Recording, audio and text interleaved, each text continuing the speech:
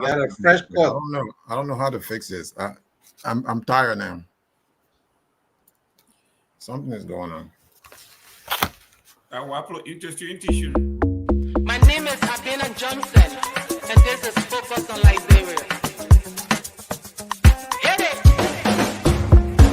From Cape Mount to Cape Palmer, Mount Nimba to Atlantic Ocean, Obomi Hills to Boakai, to educate, elevate, and promote.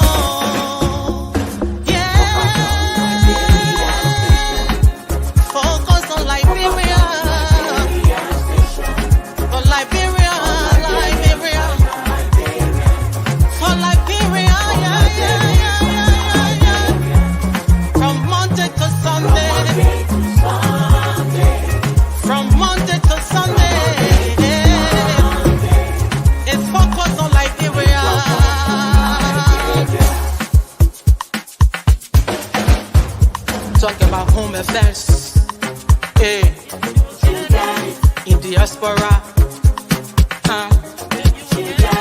current affairs, reliable information, history, talking about culture, politics, education, entertainment, business, sports, advertisement, articulation. Focus on Liberia. Focus on Liberia. Focus on Liberia. From Monday to Sunday.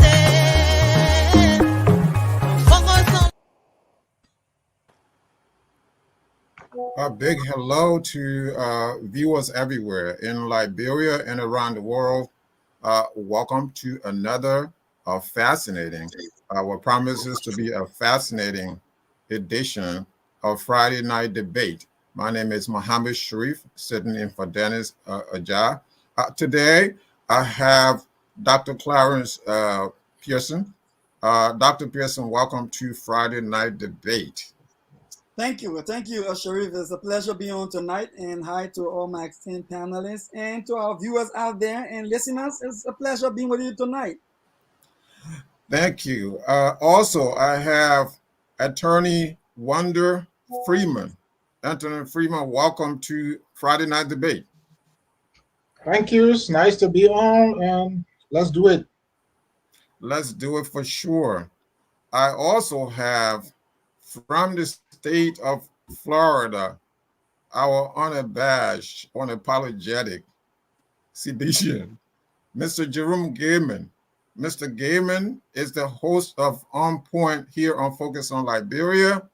Mr. Gaiman, welcome to Friday Night Debate. Thank you very much. I'm honored to be here with all the brilliant minds that Liberia has to offer.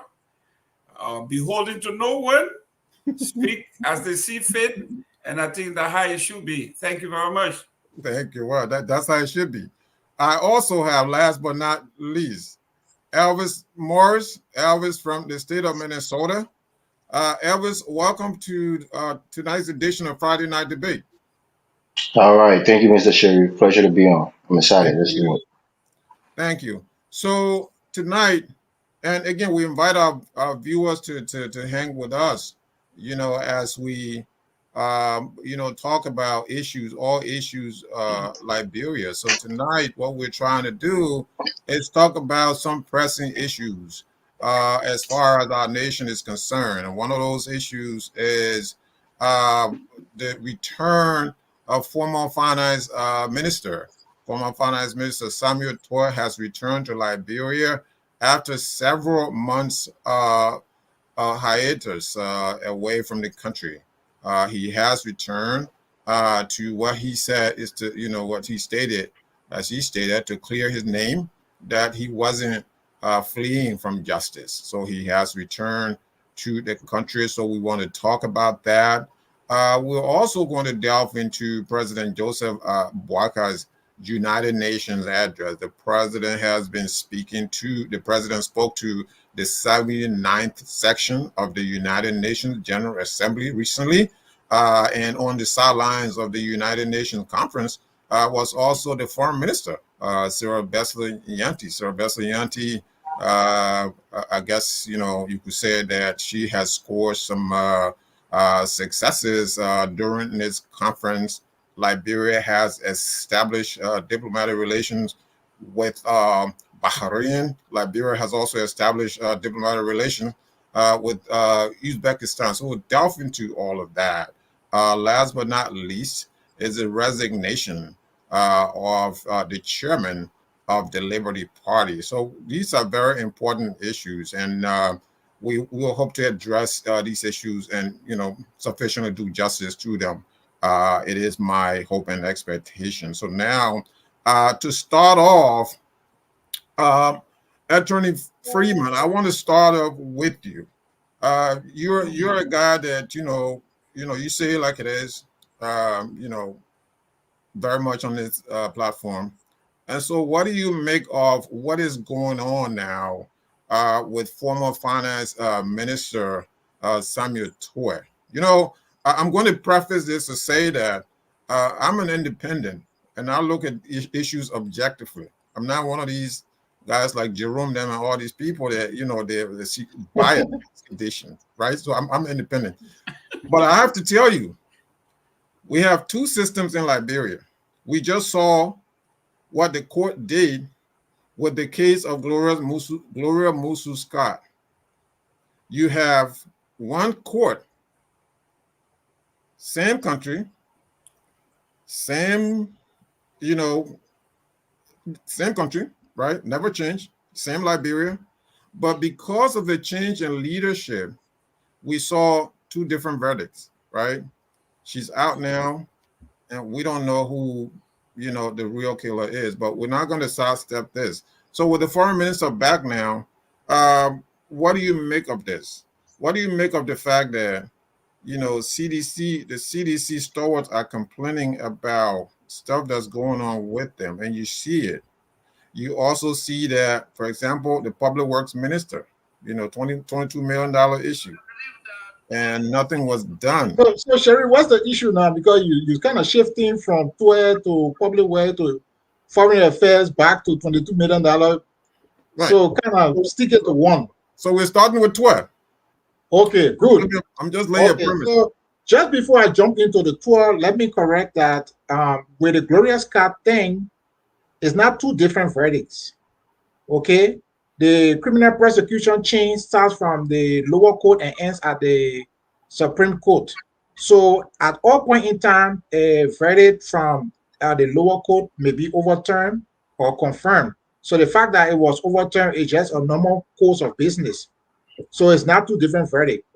Okay, so back to the Tweh. Full disclosure, Tweh was a very close friend of mine in college. And we were in the same political party. We came together. We did a lot of things together. So, we thought we were close until those guys became minister. What party was this, if you don't mind? When they became minister, that's when we knew that we were never close. What party was this, if you don't mind? Oh, I was with student. Okay. Okay. But here's the thing. I support the prosecution. I believe we need to do a lot more of that. I don't believe that the prosecution should be based on which political party people come from. It should be based on the law, but that is not the case we see in Liberia generally. Both under the CDC regime and under the UP regime, they use the judicial system only to go after the political opponents. I mean, the sheer number of crimes that are being committed under the Boakai regime is a shame that nobody under his regime is being prosecuted, but only 12. Having said that, I think the government is preparing themselves for another failure.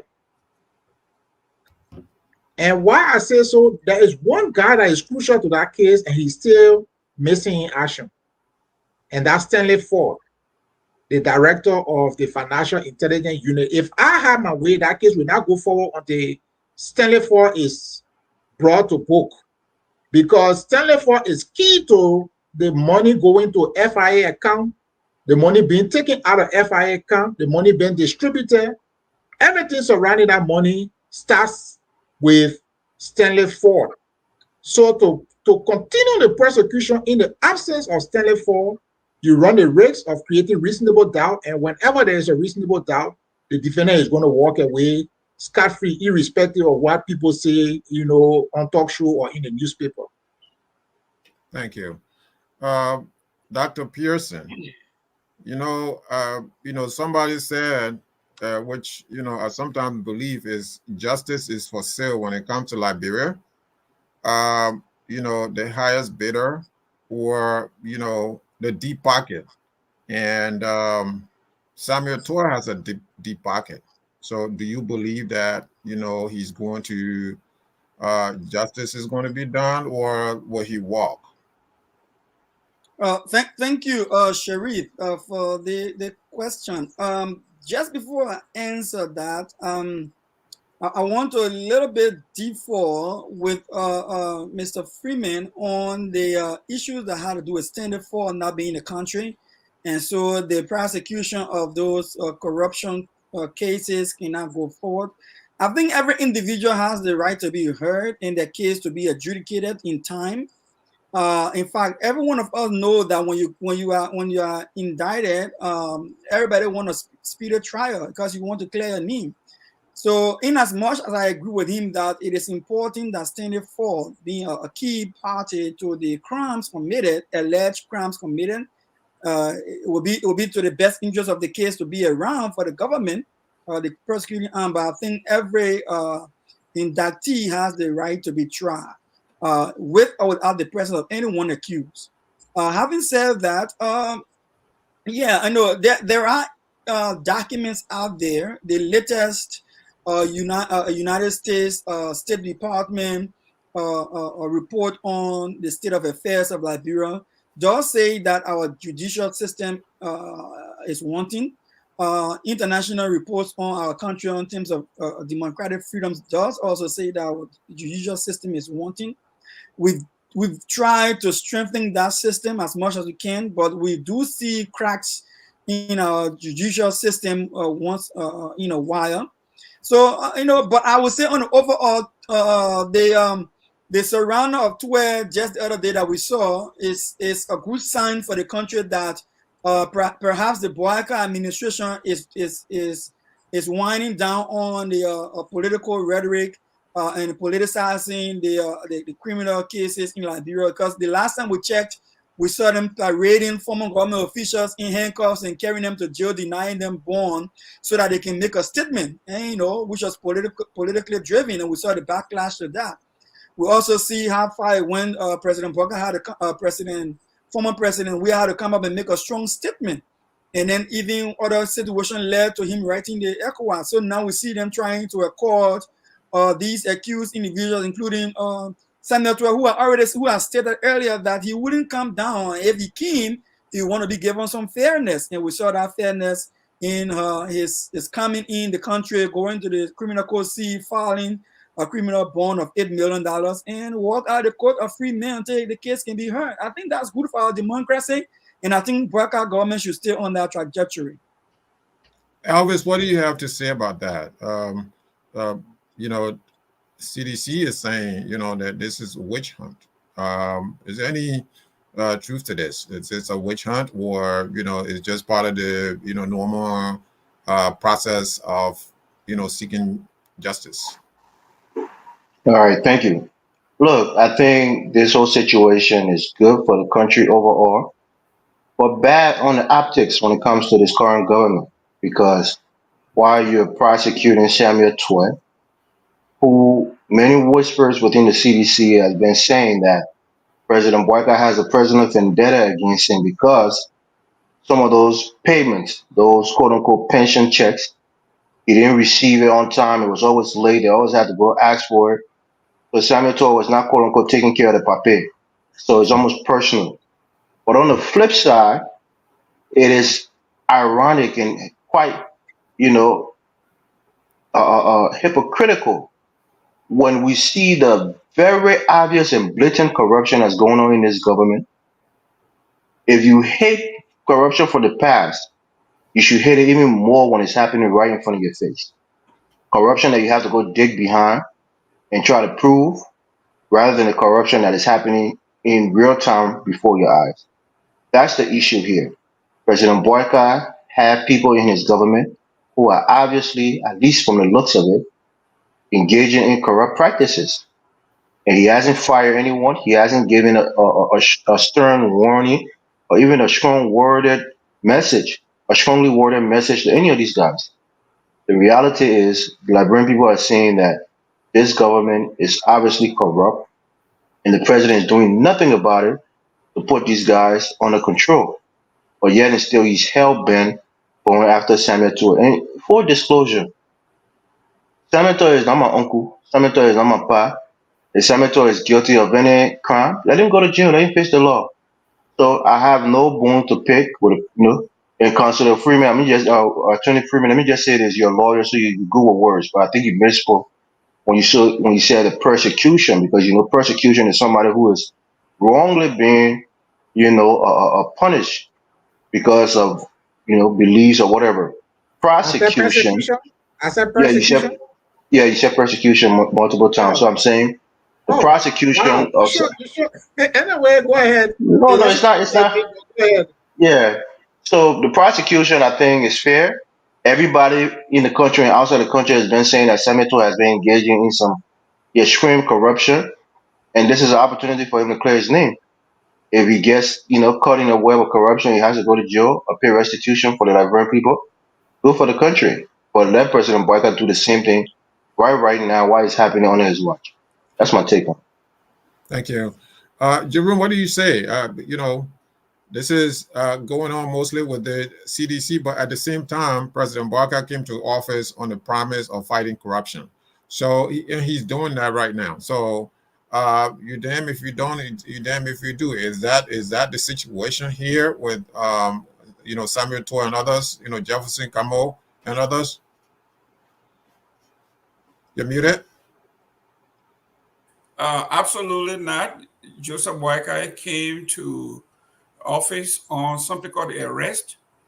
And he admitted that there is no such thing as an arrest.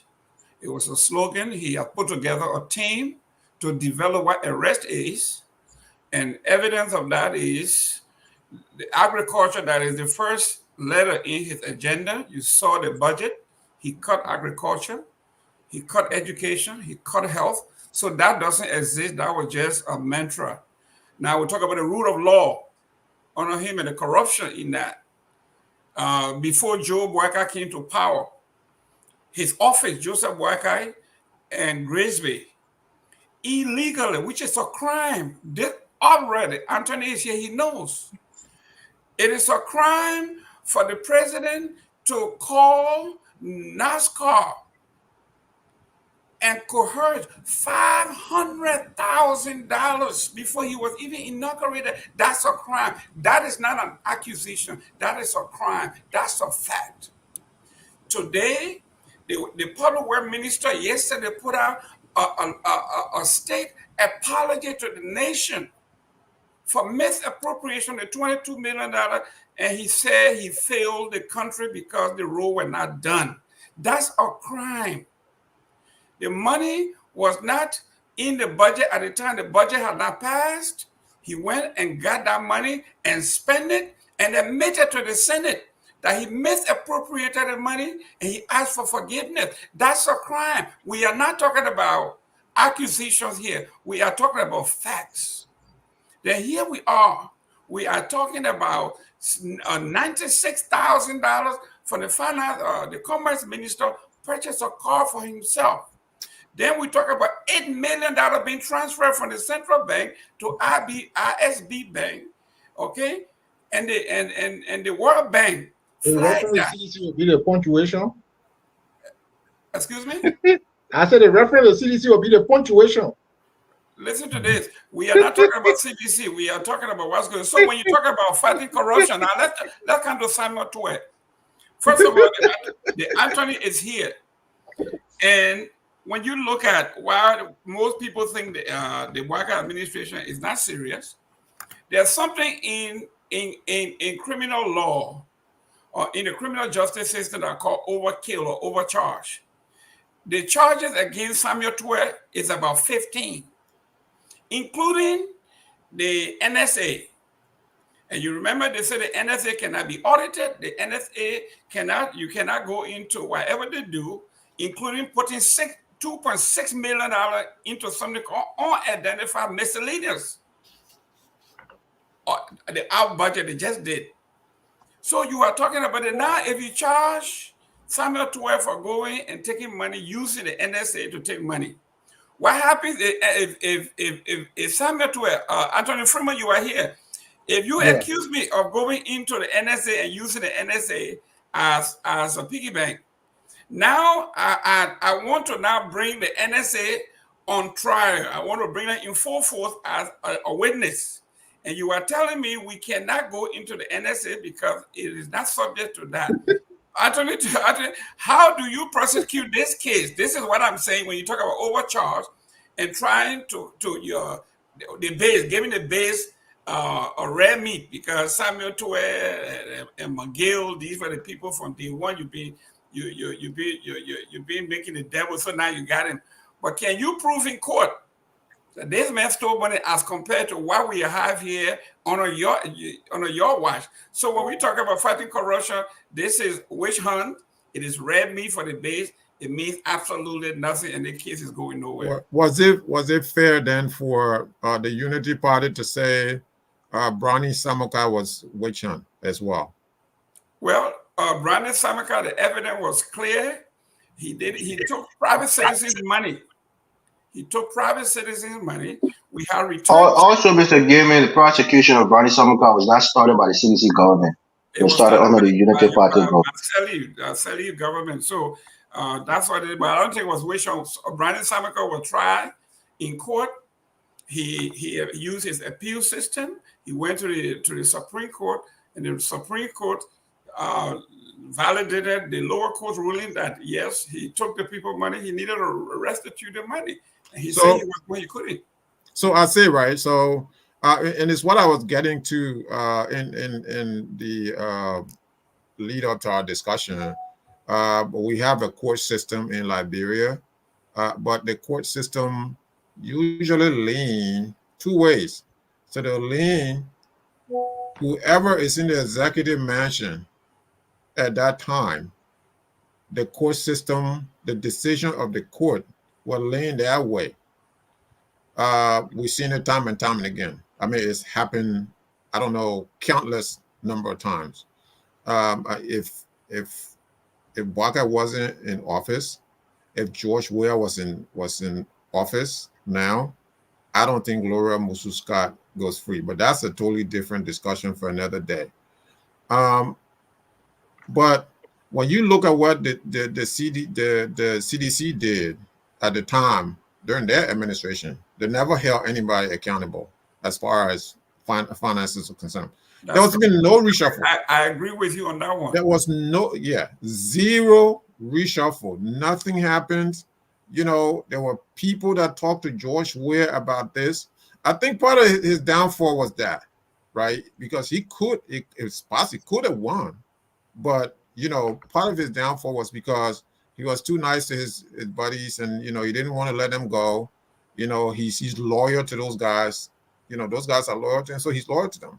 And those kind of loyalties, you know, will hurt you. So that's what happened to him. But Anthony Freeman, so what is the government now? Can you tell us, you know, in a legal way, what is the government trying to achieve by this? Because if you know, I think that part of this is cherry picking, right? I mean, there are other issues right now that's going on. Those people are not before the court system, right? When you say what are you trying to achieve, what do you mean? What are they trying to achieve by targeting former government officials of the previous regime? I know what happened. We all know what happened. We all know those guys, you know, we say allegedly, we're going to say allegedly now, speaking legal lingo, allegedly, because I'm in the host seat right now, so I'm using legal lingo. If I'm an analyst, my analyst conclusion would be those guys stole money. But I'm going to say allegedly because I'm a host right now. They allegedly stole money. And as a host, you need to cut your question short because when it's too long, we get confused. Okay. So what is? But that's why I asked you. What is the government trying to achieve by picking? Well, if you go by the official statement, they are fighting corruption, and they said that these guys committed acts of corruption. For me personally, I just want to see a Liberia where people may be charged or not charged based on their acts and based on the law, not based on which political party they belong to. Most recently in New York, the city mayor received maybe 100,000 or so in unofficial benefits. He's being indicted. He's indicted. Donald Trump just got documents. He was indicted. In Liberia, a sitting minister, Giddens, squandered $22 million and he still travels around with the president. In the president's office, you got two people there running a total criminal syndicate. And they travel around with the president. So you can't use the same mouth to say I'm fighting justice for Samuel Tweh mismanaging $5 million, whatever. At the same time, you use that same mouth to ask Mamaka Bility or Mamaka Bility and Grace Bay to follow you, to go abroad, and to operate as if nothing is wrong. So for me, I want to see a Liberia, whether you CDC, you LPP. Is this an allegation or you know this for a fact? Which one is allegation? Because as far as I know, the yellow machines are in Liberia. So which one is allegation? Okay. What do you call allegation if the machines are in Liberia? What do you call allegation if the public works minister goes before the House or the Senate and say, I'm sorry, my people, or and you in particular, you wanted the evidence because you used to come on the show and told how you used to ride from here to your hometown. And now with the pictures that we're seeing from your hometown, it's so deplorable. So I don't know what you would say. Maybe I should ask you, how is the road to your hometown now? So you want to So 22 million, right? 22 million get squandered. And you leave the 22 million like a squander because they are in UP. And you've chosen the 5 million because those people are in CDC. That's not a Liberia I want to see. Anthony Freeman. Anthony Freeman. I'm trying to make it clear. You're a man of law, right? You're a law man. Now you're here throwing around these allegations. Allegations? The yellow machines are in the country. How can you allegations? Wild about Mamaka Bility. Wild.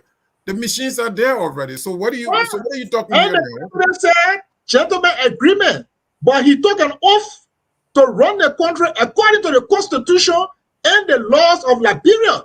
And now he wrote the Senate and told them, yes, I, Joseph Boakai, I'm using gentleman agreement to run the country. Okay. Which evidence you want? I mean, I'm confused. Tell me the evidence that you want. So we have if the president went to the House of Representatives, where the president himself declared that he was using gentleman agreement, he was not using the constitution, he was not using the laws of Liberia, he was using a gentleman agreement, right? And the man goes to the Senate and confess.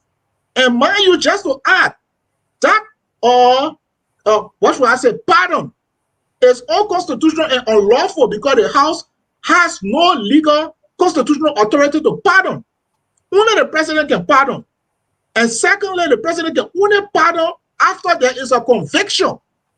So the president cannot pardon prior to conviction. So the House, they committed an illegal act by suggesting that they pardon him. So I don't know what you call evidence. You tell me. But as far as I'm concerned, the Liberia I want to see is a Liberia that will prosecute people not based on which political party they are from, but based on their conduct.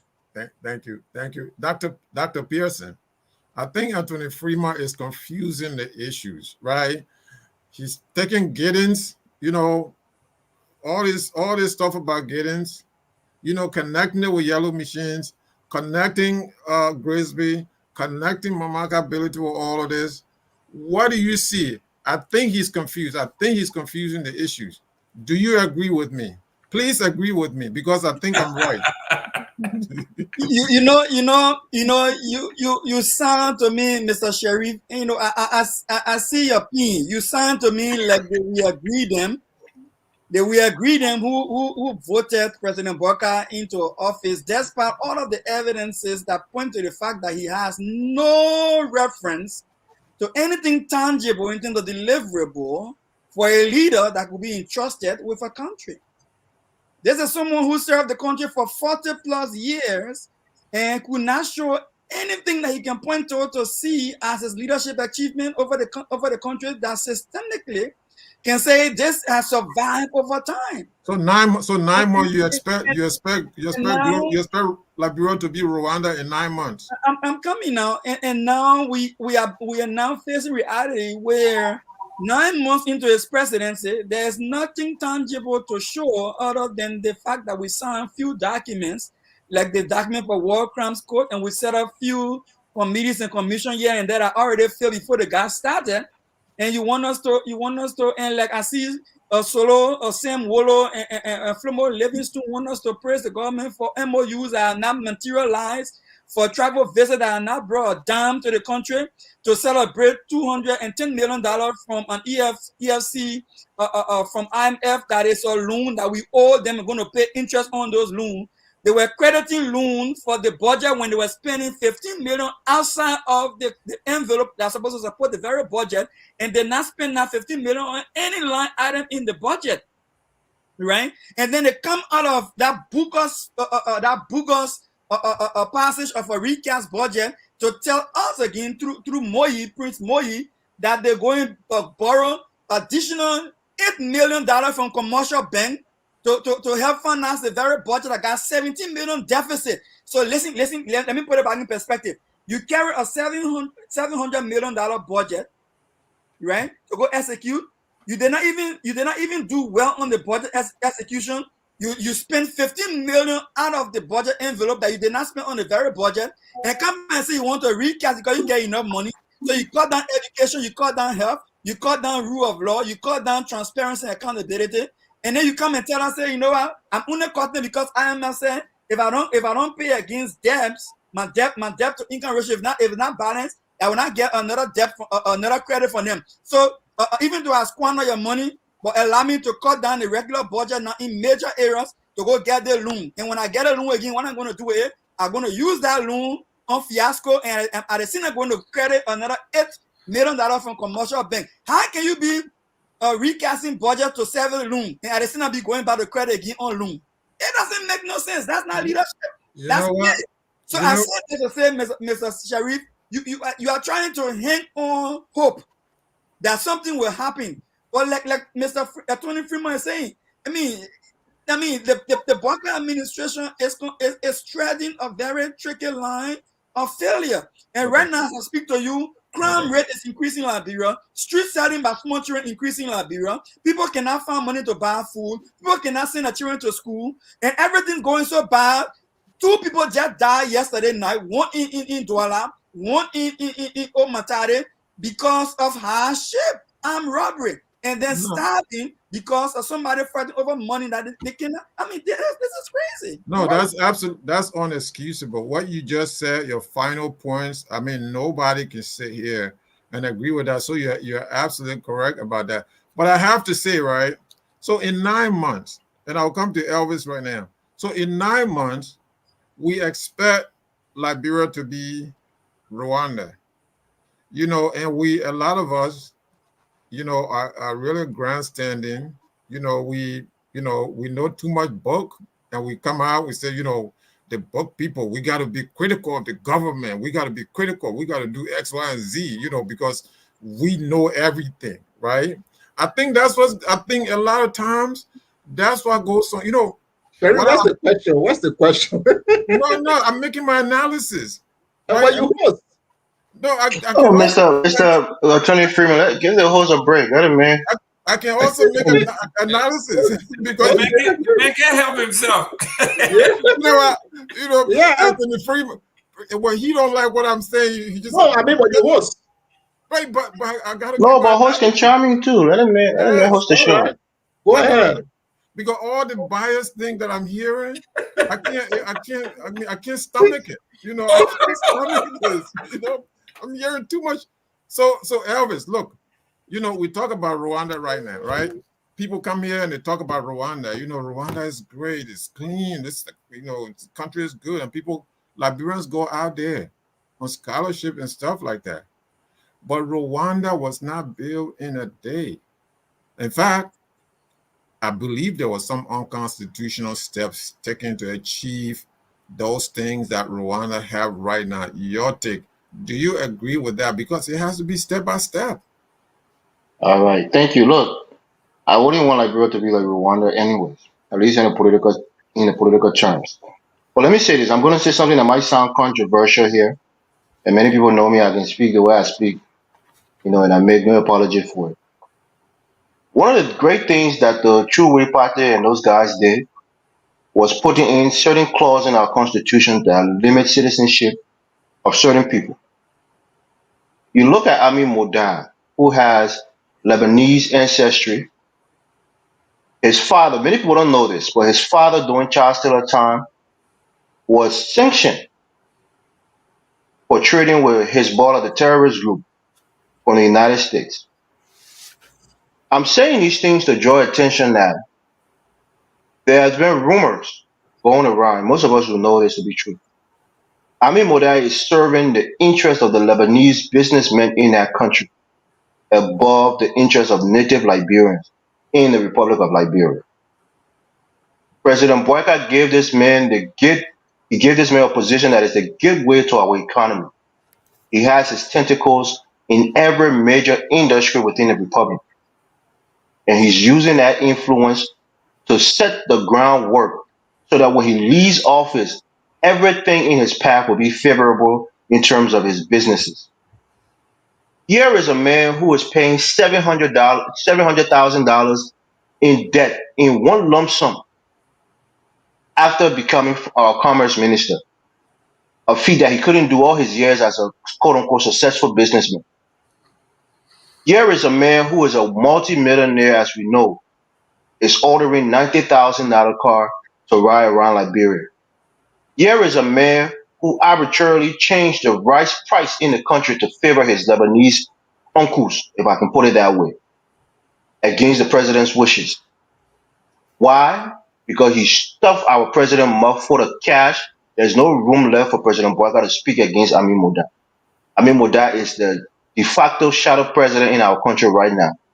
Everybody knows that Amin Moda and his Lebanese friends were the one that financed President Boakai renovation of his home in rehab. We know these things. And let me tell you this, I'm disappointed, not even in the president, but in myself.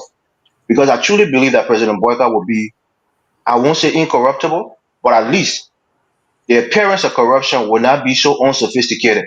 Like Mr. Gaiman knows, I like to call him the mafia boss. The mafia guys, they can do things very sophisticatedly, and if finish eating and wipe them more like cat, they don't know nothing. But I think maybe I need to take that down from a mafia boss to a common thug. Because it's so blatant and so easy for anybody to see the corruption that's going on around President Boycott. People call Ellen Johnson the Maradona. Her corruption was sophisticated enough where people would be, getting money as consultant here and there, but it was blatant corruption. Under President Boyka is broad daylight. Even the cheering water side can see what's going on in this government. I mean, Moda should not be our commerce minister. It's a national security threat to our nation. Don't give this man who have foreign allegiance the gateway to our economy. He's only going to serve foreigner as he's doing right now in our country, and this is a national security issue. If I see people like Flomo, Livingstone, and Sam Waterman talking about how this has been a good week or a good month for the president, you must be out of your mind. It must be complete insanity to think that this is a good week for President Boyka. The reality is his commerce minister who single-handedly financed his political institution but could not win one single election for the United Party while he was chairman. Not one. The poor crew, man, they put there in Luther Tape, won the presidency for them. When they got Jeremiah Queen and Prince Johnson and brought them into your camp, you gain some kind of board chairmanship where you can only wait 3 months, every 3 months, every quarter. And you get this guy who lost the election for you in your own backyard in local county, you get him the keys to our economy, and you think we don't see the blatant play for play? We see it. So nobody should tell us that President Boakai is not corrupt. He is involved in corruption. He is soaked and mired in it. The reality is we have to speak up to the old man, even though some of us in our hearts thought that he wouldn't be as corrupt as he is right now. And that's the disappointment some of us have. Thank you. Mr. Sherry, can you give me All right, 30 Elvis, this is so. Sherry, can you give me 30 seconds? Go ahead. I'll come in. Go ahead.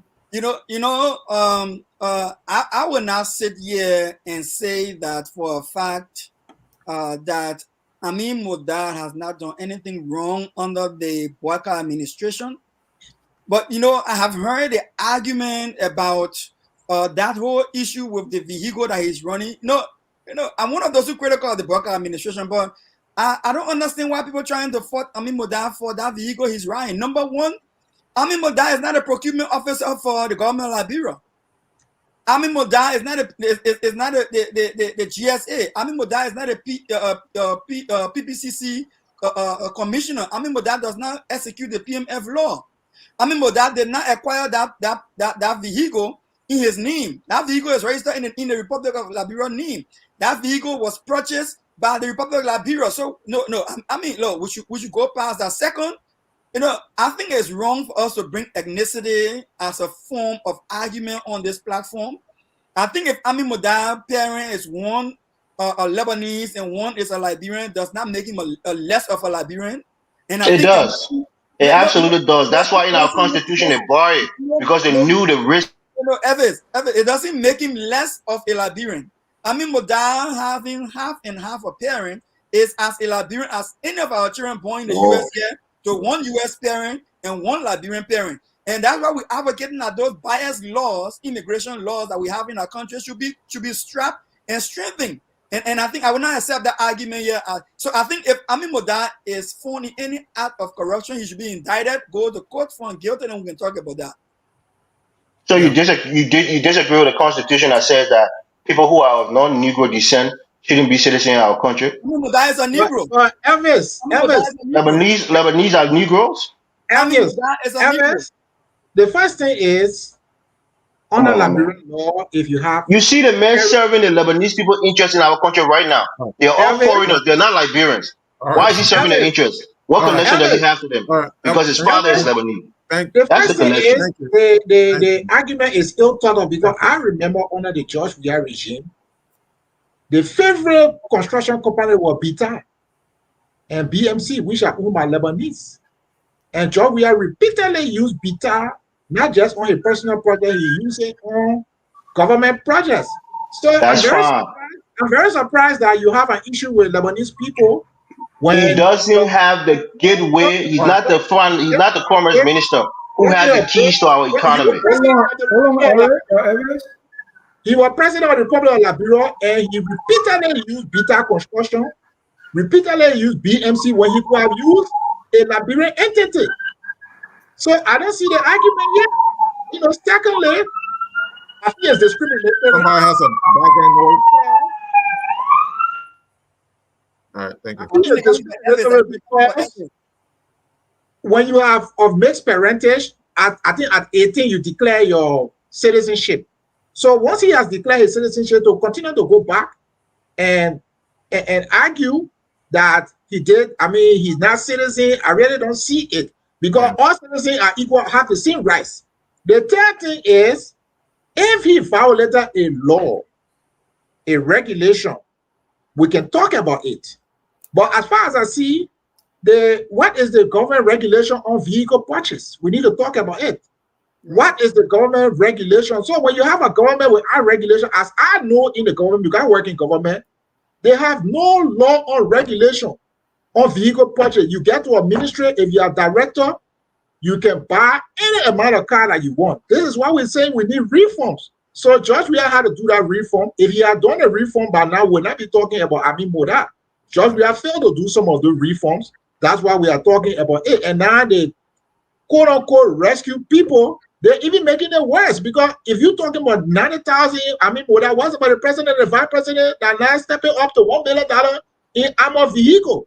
So, I mean, these people are just destroying the country. But the discriminatory aspect of it is not correct, because George Weah was the first person who said Liberia will not be spectator, then turn around and use Beta Construction Lebanese and BMC Lebanese. Yeah.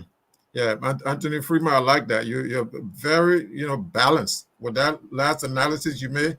That's a very balanced analysis, and I want to thank you for that. Very balanced. So, Jerome,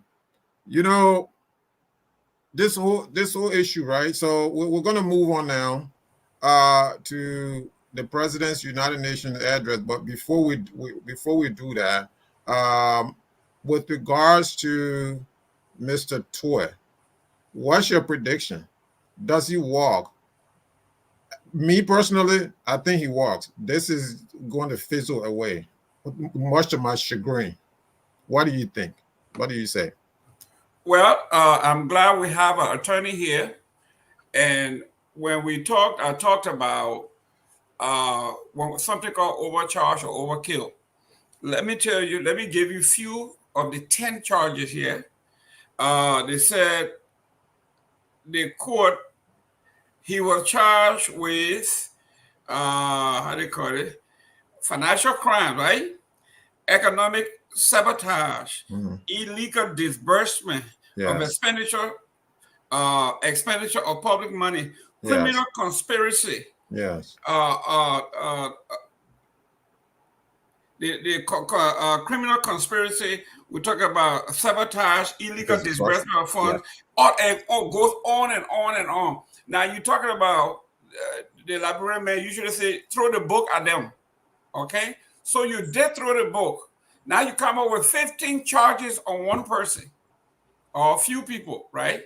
How in the world can the Liberian government, are they just trying to say if at least one will stick? Is that the logic here? I think Attorney Freeman is here to let us know.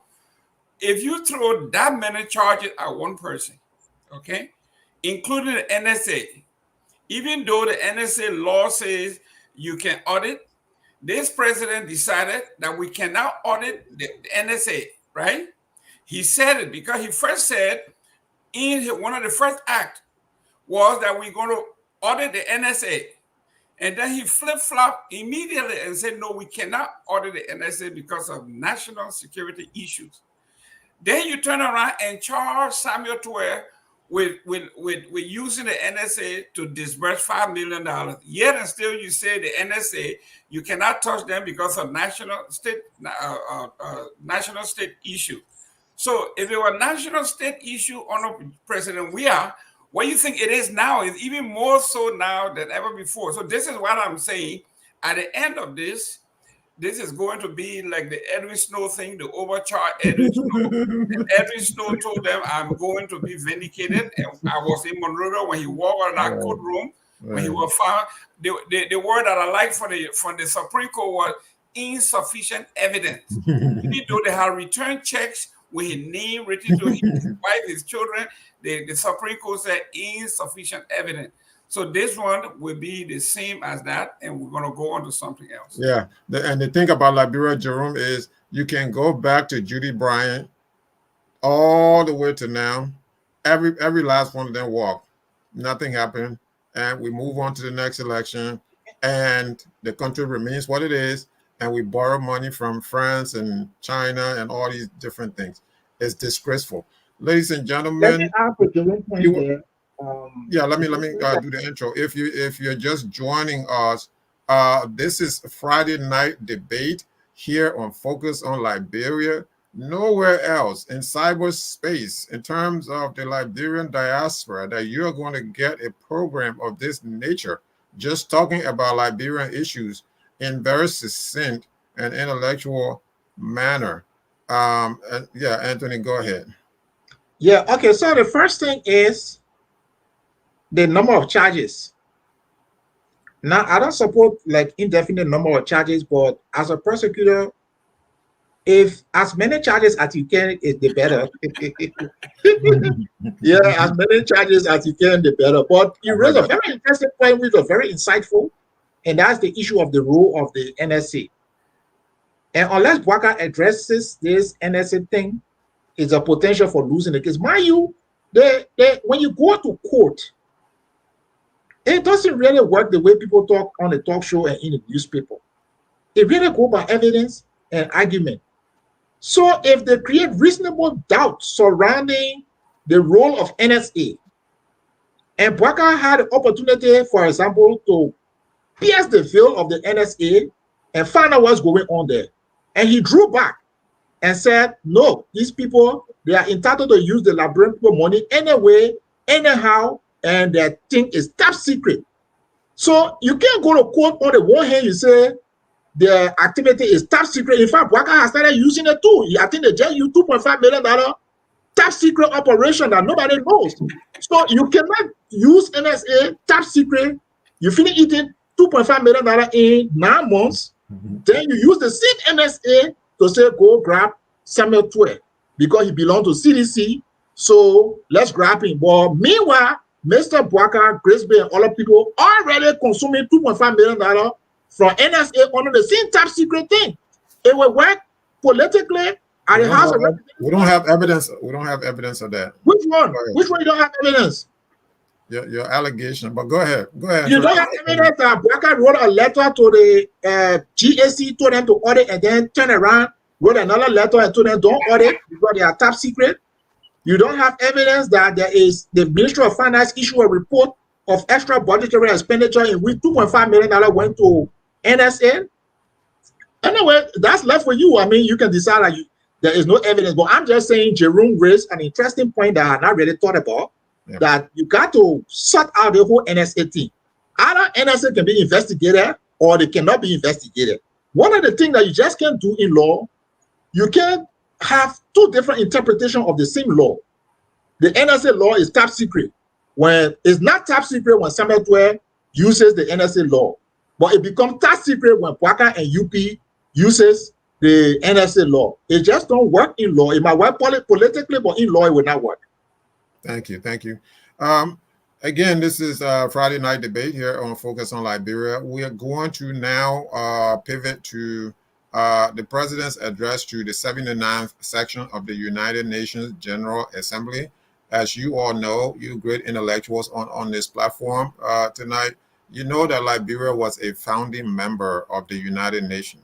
You know, Liberia has contributed so much to, you know, world peace and world organization. So President Boakai reiterated, you know, the importance and the centrality of Liberia within the milieu of the United Nations.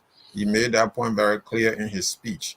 But I was wondering, you know, these speeches, do we even need to come here and make these speeches? Because sometimes we make speeches and we go back home, it's totally different, you know, what we're doing back home. So the United Nations is a showcase where everybody just go stand out there and they're going to grandstand and talk all these different things. That's just me. Okay, if I were a president, I'll just stand over there. 3 minutes, I'm off the stage. Your take, Dr. Pearson, on what you heard from the president. You know, I did a podcast, and people were surprised when I said that was one of the best speeches I've heard in a long time since we've been going to the United Nations. I have been fortunate to be there a couple of times when Madam Ellen Johnson was in power. I didn't go there because I went as government official. I went as a civil society. And I think she did do some beautiful speeches too. But I think Boakai's speech was great. Like you mentioned, he exerted our historic relevance, and not just that, he was able to project the relevant issues that Liberia face. He was able to project the relevant issues that the UN is faced with. He was able to project the relevant issues that ECOWAS is faced with Niger and others breaking away from the ECOWAS. He was able to project what AU is faced with. AU, African Union moving away from the West, trying to go towards the BRIC black, and I think those were good things. But where I think he got a little shaky to me was the fact that he started talking about Liberia's own issues, that the drug issue, and then I'm like scratching my head, like, listen, Did you just tell the guys that drug is a national emergency and security threat to the country, and you have 4 months running, you cannot take a decisive decision on the LDA issue with the suspension of the 3 most top officials of LDA? I think that was stated to mention that because of his performance, and he went on to talk about corruption. I'm like, no, shut up, because you got Grace there with you, you got Mamaka Beretta there with you, you got Gettings there with you. You got the light attend to Jack O'Lantern, other guys are there with you. I mean, what are you talking about? You don't have authority to speak in those. And I think you mentioned that these are just wasted time. I don't think so. I think some speeches in diplomacy is just to cover the motion. And I think what Boakai and his team are doing is trying to rebrand Liberia out there. That's why they weigh heavily on our historical value. And I think they did extremely well. I think I gave Boakai C+, and I took the other scores off of him because of the Loma he was speaking instead of standard English, the lack of clarity in his voice, lack of eye contact, body language. He was not ready to engage with the colleague there. If you see other people giving speech, they look directed to the crowd. They articulate themselves clearly. Boakai didn't have that in him. Yeah, The because he president, didn't DC use is not the Roma. teleprompter. Yeah, he didn't use the teleprompter, so he didn't read off of the teleprompter. But even at that, even those who had that white paper sheet in front of them, go look. Even those who had that white sheet in front of them, that the guy from, I think, the Senegal, the beginning from Senegal, he had a sheet, but he looked directly in the camera because he knew what he was giving. I know Boakai, he just read what they put read for him, but the beginning from Senegal, the beginning spoke what was on his mind as a leader. People president, but start calling him Piggy. Oh yeah, I forgot his name. The young man. Yeah, the young man. Pay, I think he was Pay. It's very young. So like the United Nations. Boakai spoke Kisi, and at least were able to interpret for him. No, that's ladies and gentlemen, if you heard Dr. Pearson saying this is not true. The president of Liberia did not speak Kisi. The president of Liberia, I got to fact check you guys now. His hyperbole. Y'all giving me so much work to do. I got to fact check everybody. So he spoke English. Yeah, Elvis is right. It's a hyperbole. So I'll take that. So the United Nations was founded, in 45. The Liberian delegation to that conference in San Francisco was led by Clarence L. Simpson Jr., who was, I believe, became vice president of Topman for several years before Talbot came on. Elvis, what do you make of the president's address to the UN General Assembly? All right, thank you. Look, I think if you read a transcript of the speech, it's well written. I think that's what Dr. Pearson was trying to say. The delivery of the speech was poorly delivered. And somebody said, I think on one of the other shows, that people have different styles of talking. Look, if you can't project your voice, let's talk about projection here, Dr. Pearson. If you can't project your voice, and you don't have a powerful voice that commands the room and the attention of the people who are listening to your speech, the speech was never reach its intended, output or its intended purpose. Projection is key. Enunciation is also key. Yeah. When you're giving speech and you're looking down, you're mumbling, and you're reading the speech, it's almost like a chore for you, something that's hard to do. It's not effective. It would be better off if you give other people in the room the speech, let them read it for themselves, they will get the idea behind the speech, they will understand it more. But if you can't use your voice and your charisma, the young kids nowadays, they say the raise. Our president lacks charisma, he lacks the raise, he has negative raise, as the young people will say now. He doesn't know how to ingratiate himself with his audience.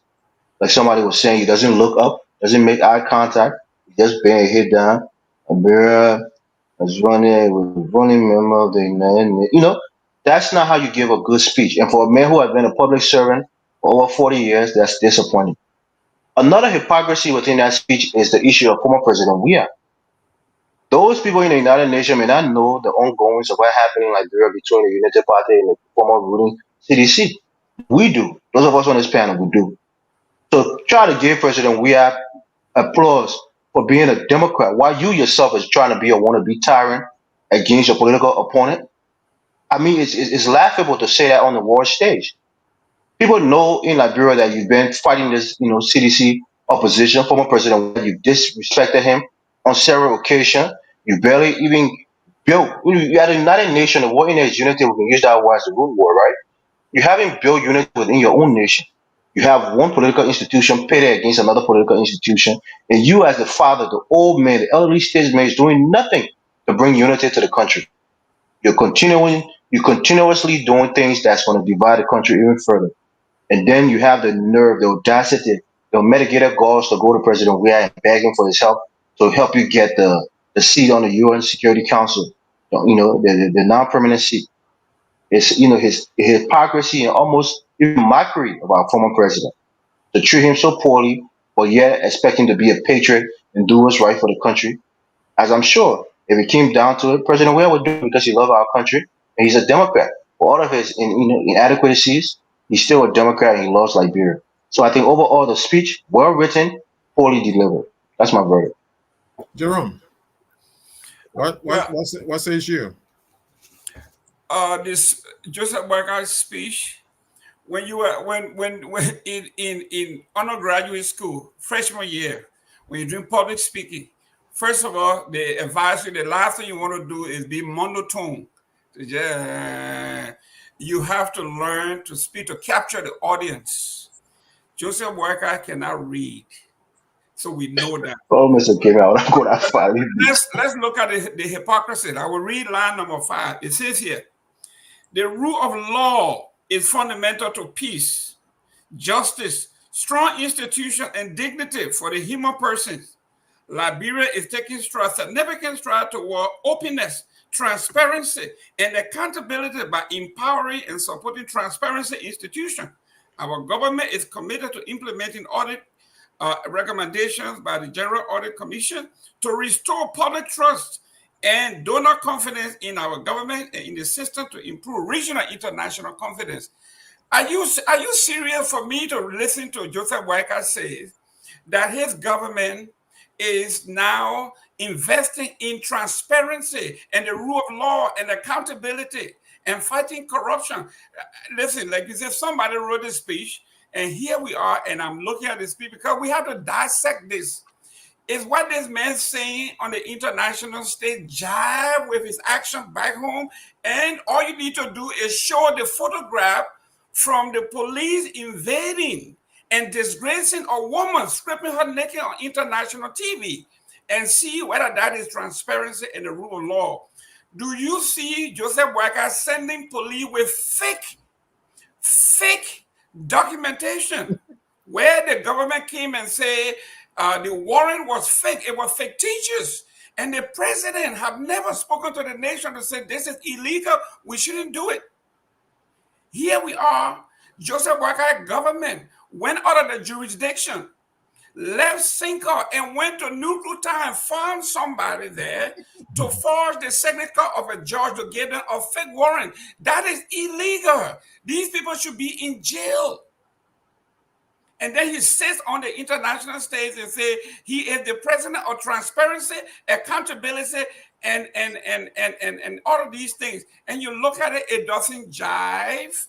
This is why Joseph Boakai does not get the respect. This is why when Joseph Boakai shakes hands with the president passing on his side or have a dinner where everybody is invited, Anthony Kessler is taking pictures and say, you see, this man took picture with the president.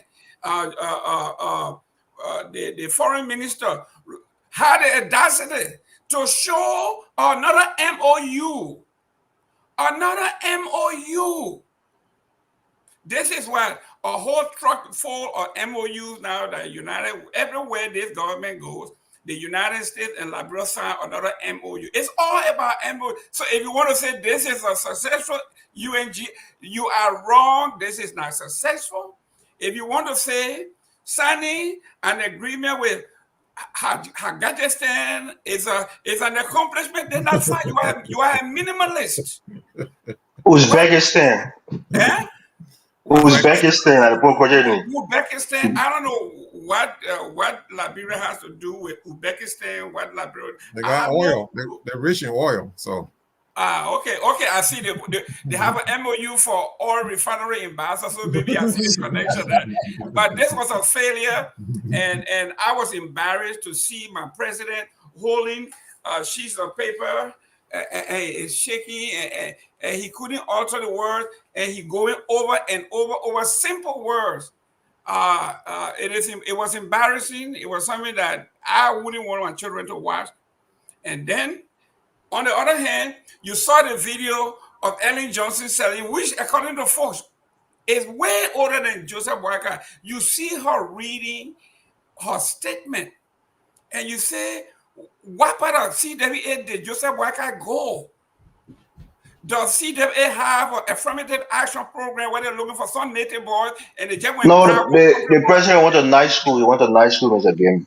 Okay, they were just looking for a native boy to be CWA. Somebody grabbed the boy from 4 years, said, "Come on here." They dress him up, say, "Go ahead," and he cannot represent the school. You know that's a purely partisan statement, right?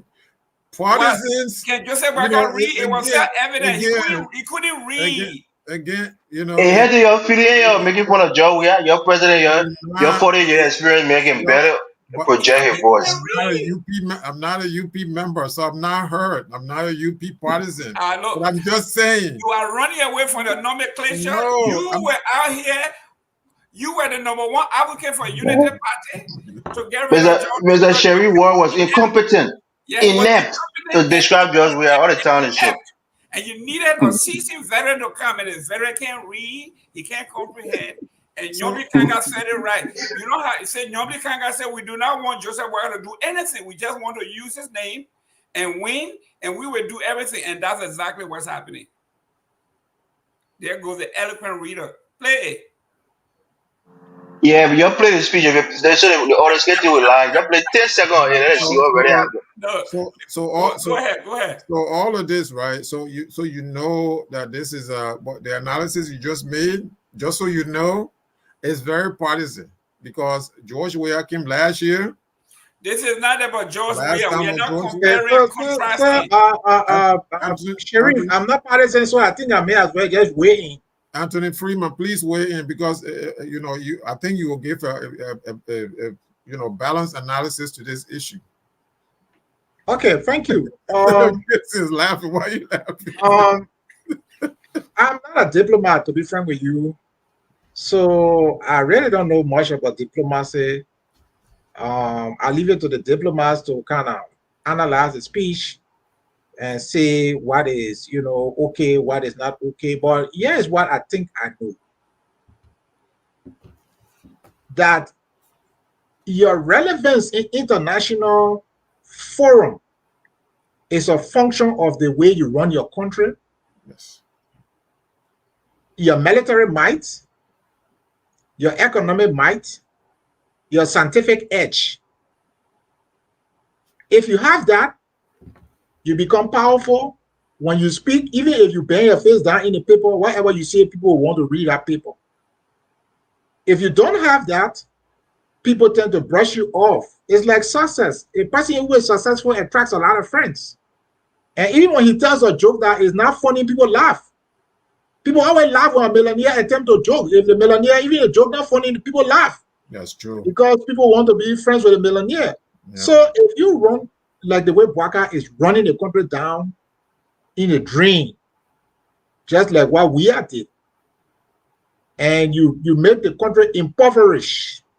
When you get on the global stage, even if you use Oxford Dictionary words, you will still be irrelevant because the people at the UN, they know the socio-economic statistics from your country. They know that you are a very, very poor country. You are destitute. Your situation is really, really bad off. So you can even copy the dictionary from Harvard and Oxford. It will not have any impact. So for me, what I want to see on the global stage is back home, run the country in a proper manner so that when you go on the international stage, when you open your mouth, what will come out of it will be truth. But you go on the international stage, you say, oh, I'm pursuing justice in Liberia. Then in your office, you got 2 criminals there running a total criminal syndicate. And you by the same time using your mouth, the same mouth you're using to say I'm pursuing justice in Liberia, inside your office, not different place, inside your office, you got two criminals there perpetrating a criminal syndicate. Hypocrisy of the highest order. So you know, so people just look at you and they laugh because most of the people at the forum, they get security briefing, they get economic briefing, they get all kinds of briefing. So they just look at it and say, one foolish man up there, let him hurry up, some of them go for lunch, some of them go to the bathroom and other things like that. And then when they come back, you finish talking, they say, well, thank God. So that's my take on it. Nothing about diplomacy or practical. Mr. Sharif, if you can you put President Boakai picture up? Let me paid due respect to all standing protocols.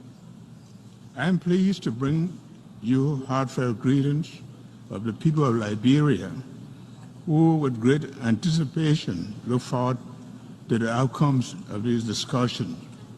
As you may know, our recent presidential and general elections, conducted in the spirit of peace and democracy, paved the way for a smooth transfer of power just 8 months ago and set the objective path to development. In light of this, we have introduced ambitious agenda focusing on agriculture, roads, rule of law, education, sanitation, and tourism as the foundation for achieving our sustainable development goals. We are gathered here with a common mission to find ways to work together to make the world a better place for everyone. Even though we are facing difficult challenges, I believe we are more determined than ever to overcome them. Okay. So, Jerome, you heard that, and I don't know everything you were saying that he couldn't read. I thought he was reading right there, so he read. So, I mean, as we always say, seeing is believing. So I'm glad that picture was shown so that everybody can see. Mr. Sharif, that is a snippet of his best. You didn't see the whole speech. That is. Well, you want to see the whole thing first before? No, but listen. Even his best. The man voice shaking. Listen. The man voice shaking. You talk about. I just watched. Right, but if I hold my sheet right now, my hand will shake. You talk about 7 seconds of the speech, and you can amplify that. We talk about the speech, the one that my children saw and couldn't understand. Nobody should lie to us. For those of us who listened to that speech, we knew it was terribly delivered. Let's not lie to the audience. The current situation requires for us to take decisive action. They won't say he won more than 7 seconds. We need to address the common challenges together we saw this. and overcome the obstacles that are holding back our progress.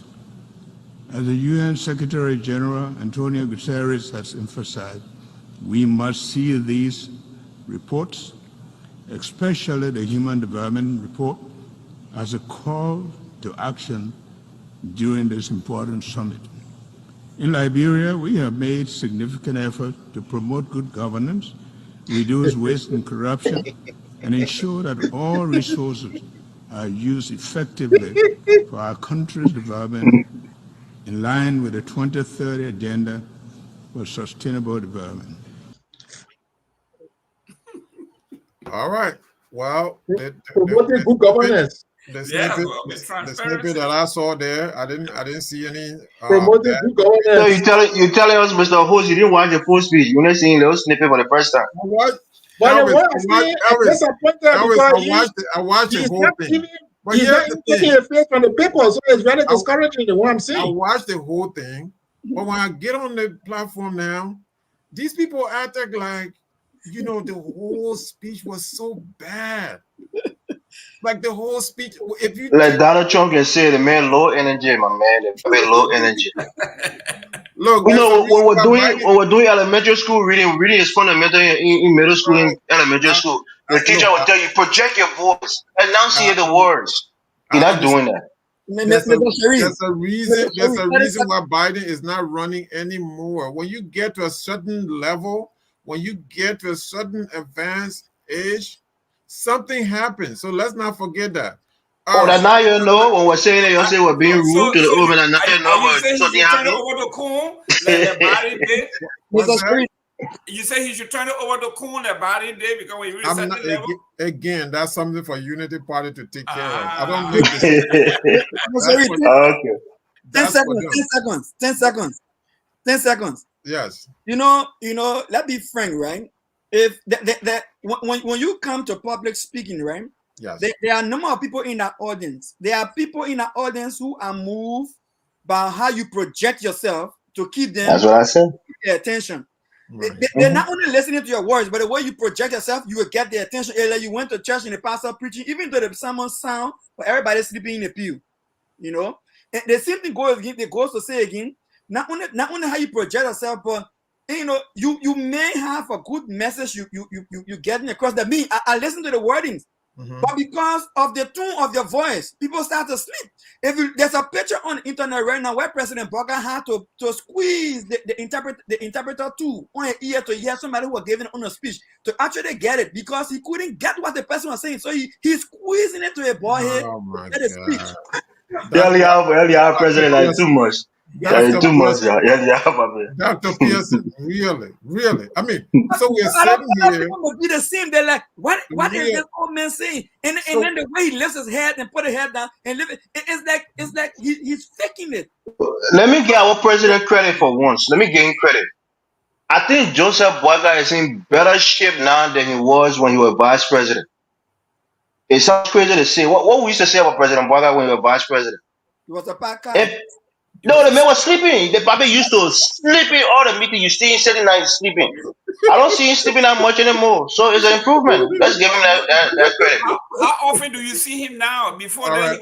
he was mandated to go to all these funerals. Now he chooses where to go. Let's move on. Earlier, our president, I think, yeah. Let's make progress. You need a papel. Hey, papel, you will do your 6 year. Let's move on. So we will in the next like 5 minutes we'll take our first break and then we'll come back. We'll take some calls. But before we do that, so on the sidelines of the United Nations conference was also the foreign minister Sarah Bessel Yanti made some accomplishments. I mean, I have been very critical of this foreign minister because I didn't think she was up to the task. I still don't think she's up to the task, to be honest with you. But I guess she made some progress here. So let's talk about that. Uzbekistan and Bahrain. So Liberia has established diplomatic relations with those two countries. Jerome, you start off for this. What does this mean for Liberia? What does this mean in terms of what we expect to see now going forward? Well, I would like to pivot to the Unity Party, their own mantra when President Weah was building the park. They said that park we will eat. When they say President Weah building a road in San Nicolas, they said that road we will eat. When they said when they're building the invisible park, that park we will eat. So the question here is these MOUs and diplomatic relations, what job is it creating for our folks on the ground? I would have preferred that this foreign minister talks about manufacturing coming to the country. The Ford Motor Company is coming to Liberia to assemble cars, and their factory will hire 5,000 Liberians. Those are the things that I would like to see. An MOU and diplomatic relationship means absolutely nothing. When you ask how many, what would be the economic viability, the economic development to the Liberian person, they will tell you, basically it will be zero, other than creating jobs for a few friends to be ambassador and attaché. That's about it. It doesn't hire 10,000 people. It doesn't hire 500 people. It doesn't hire Irish person on the ground. How does they put food on the table? I see nothing that is coming to the Liberian people that will help the Irish person pay tuition, pay their school fees. Last month, the Minister of Education, for the first time in Liberian history, appealed to school to delay and withhold returning to school because times are hard. Never heard that in my life. So how does this translate to the Irish person? So as far as I'm concerned, this woman is not qualified for this job. She's a fraud. She's supposed to be in jail. She lied. She was a PhD. She lied. She was a PhD. We found out she didn't even have an undergraduate degree. Mr. Gary, stop acting me. No. This is factual. I'm not making this up. The woman said she was a PhD. We found out she was not a PhD. We found out that she didn't graduate from Cottington. She said she graduated from Cottington. That was false.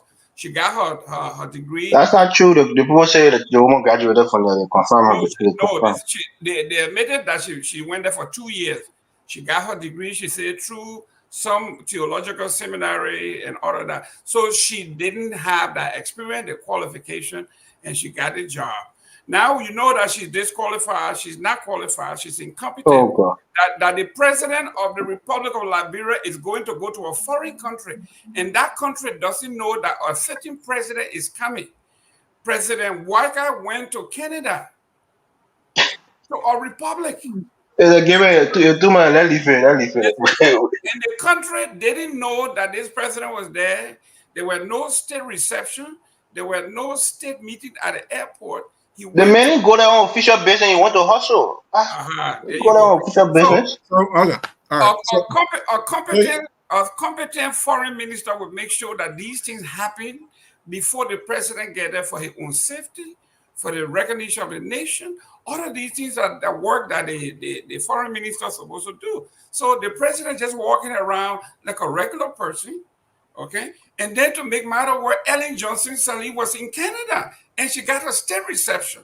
So how is that possible? Yeah. Thank you. Yeah, I think I agree. Look, one of the few things I will agree with you on is this, just the analysis that you made. I think you're on point. I mean, it's like, that's why I host on point. Yes. Yeah, I wanted to give my 15-second quick and pass the mic, so we can go to the next segment. Okay, just one second, Alvin. So, the reason why you have a foreign minister is for some of those reasons. I mean, the foreign minister is supposed to advise you on, all these external relations and different things like that. And then when we come back to establishing diplomatic relations with these two countries, I think this is where communication comes in. Somebody is supposed to be telling the Liberian people now, we've established diplomatic relationship with Uzbekistan and Bahrain, and these are the reasons, perhaps, this is what Liberia and Bahrain and Uzbekistan, mutually, this is what the three countries, this is what they stand to benefit from. So what is there? What's the reason? Like you said, so I agree with you. But, in Liberia, a lot of times we're in the dark. These people don't even speak to Liberian media institutions. I mean, they speak to VOA and the BBC and whatnot, or, some stations in Ghana or somewhere else. So, Elvis, your take, yes. All right, thank you. Look, for some of us who are worldly, we understand why Liberia didn't have diplomatic relationship with these two nations. Bahrain is one of the nations in the Gulf, right? And Bahrain is a repressive authoritarian nation. And they are not a democratic country. The democratic tendencies that we believe in as a nation, people's hands getting cut off because they steal something, live execution happening in that nation because people, committed crimes or whatever. So Bahrain is not a nation that we saw a lot in common with. That's one of the reasons why we didn't have diplomatic relationship with them. You have evidence of this? Bahrain? Uzbekistan is in a similar light. It's ran by a dictator. Just how when you go to Turkmenistan and Uzbekistan, and right there, they're ran by, dictators. These are not countries. They're almost like the North Korea, of of Eastern Europe. So when we look at these things, the fact that we are establishing diplomatic relationship with them, we don't gain anything from it. It's not a big accomplishment. It doesn't bring anything to us. These are regimes that were not, democratic. These were authoritarian, repressive regimes that was not, quote unquote, in alignment with what we believe in as a nation. People who love liberty, people who love democracy. These are not nations that align with our ideology when it comes to governance. So that's what I think Mr. Gamel or Mr. Sharif was saying. What do we gain from it? This is not a deal for anything. It's just to say we establish cordial relationship between the two nations. And we hadn't been cordial for many years for those exact reasons that I just stated. Thank you. Yeah, I don't think that Liberia is establishing diplomatic relations because, or not establishing diplomatic relations because of the country's, authoritarian, just like you said, because it's authoritarian. First of all, I don't know if Bahrain or Uzbekistan is authoritarian. All Oh, the thing, you don't know that, but Mr. Sharif? all of the thing that you Do a little research on it. Yeah, I will, but I don't know if they are. I don't think so. I don't think they are. Anthony Freeman, what's your reaction to this relationship? I don't really like to get into things that I don't know about. I don't know about diplomacy. Okay? Right. What I can say is that looking out there for development will never get us development. The development will come when Liberian people look at the Liberian situation, look at the Liberian circumstances, work with what they have, manage our meager resources, allow law and order to prevail in the country. That is what will get us development. And that is what is going to get our good friends out there. That is what is going to attract investment. No amount of going out there, shaking hands, signing 100 diplomatic protocol is going to bring investment. What is going to bring investment? If you have a market, like you have a middle class that can buy, investors will want to come because they want to sell. Okay? If you have a justice system, they believe can protect their investment, of course they will want to come, But if you run a country, you run down, you impoverish all your citizens cannot even buy food, who is going to come? Who would they sell to when they come? So we have to really think about the way we are governing the country. Is it conducive to economic growth and development? If we don't govern our country well, you can even sign a diplomatic pact with all the nations under the sun. Right. It's not going to help you. Like now, I see people celebrating and say, oh, IMF is going to bring us loan. Okay? So what? Loan comes to Liberia and Mama Car then steal it. You don't have any evidence of that, but look. Mama Car, Bility, normally they carry it to be Canada, they blow it up. Some of it gets squandered by guineas. Even if IMF gave you 500 million, it will be no use. So I don't buy into this go yes, diplomatic relations, this and that. Manage the country well, and everything will be well. Yeah, that's true. I mean, the best. I always say the best public relations is doing just what you do at home. What you do, that's the best public relations. So we will wrap up on this. But Clarence, what's your take? And then in the next 2 minutes, we will take our first break, and then when we come back, we'll take calls from our viewers. Thank you. I think there are two schools of thought, right? There are people who say look within yourself, like Attorney Freeman is saying, look within yourself and have a good control of your own natural resources and how you invest in your own country to promote your own development. And there are others who say that no, look outside and see what help you can get. There's nothing wrong with you trying because you can do both at the same time, And I think I want to say that I will commend the government for the number of MOUs that they have signed outside there. It tells you that they are trying. But what I would think is that they should be able to follow up on those MOUs because MOUs are not binding. Yeah. The last time the information minister, PR, was on ELBC having similar conversation like we're having and asking about this MOU, he said, listen, these MOUs are just preliminary talks of what could possibly happen. They are not binding. I don't want to emphasize on them because they may work or they may not work. But what I'm saying is that, there's nothing wrong with trying. There's nothing wrong with trying. And I want to commend Sarah Beslow, for what she's doing and her colleague in trying to extend the Liberian government image and tentacles out there to see what we can get.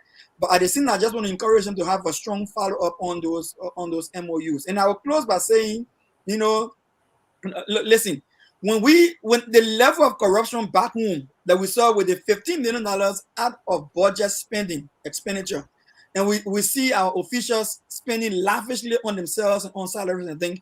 Is that for in my mind when we see opposition party and ruling party going like the info skill war and misuse of the rule of law? When these things are happening, I'm afraid that they are shooting themselves in the foot. You know, you can't do the two things at the same time. You have to make sure that your home is conducive for the guests you are inviting. If they're inviting guests and your home is not conducive, all your invitations out there, people may receive your invitation and sign up onto RSVP, but they will not come. They will just tell you, listen, I thought something could come about, you know, from our invitation, but I don't want to come because it's not safe for my investment.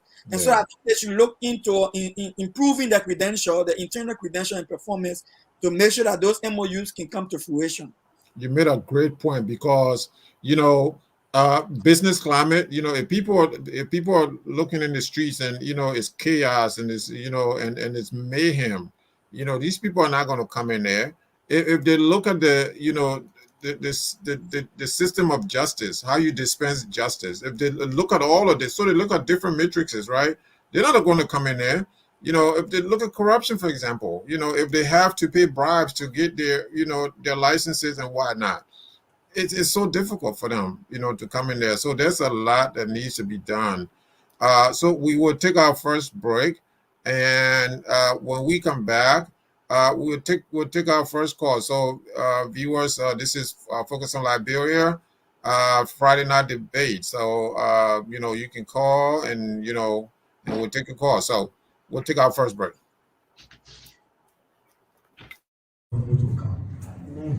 Our country, sweet Mandela, our country, that God gave us this country. That God gave us this country. We are calling on everyone here to come and pray for this country. Liberia, God gave us this country. God gave us this country, Liberia. We are back on Friday night debate on Focus on Liberia. I have this distinguished panel. Mr. Gaiman is in the state of Florida. Mr. Gaiman is the host of On Point here on Focus on Liberia. I also have Dr. Clarence Pearson. Dr. Pearson is a great analyst here on Focus on Liberia. Sometimes he's biased though, but you know he most time he's fair. But anyway.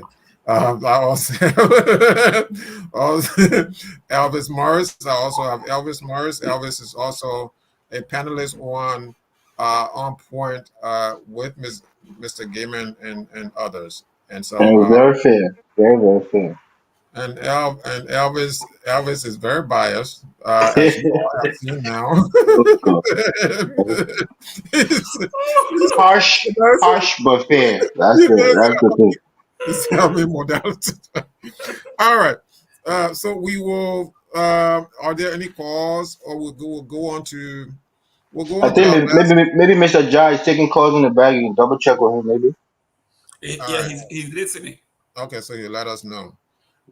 So we will go on to the last topic for the day, and then we'll wrap up. And that's the resignation of the chairman of the Liberty Party. So let's talk about that. We have one caller. All right, so let's get that call, and then we'll come to Chairman Bility.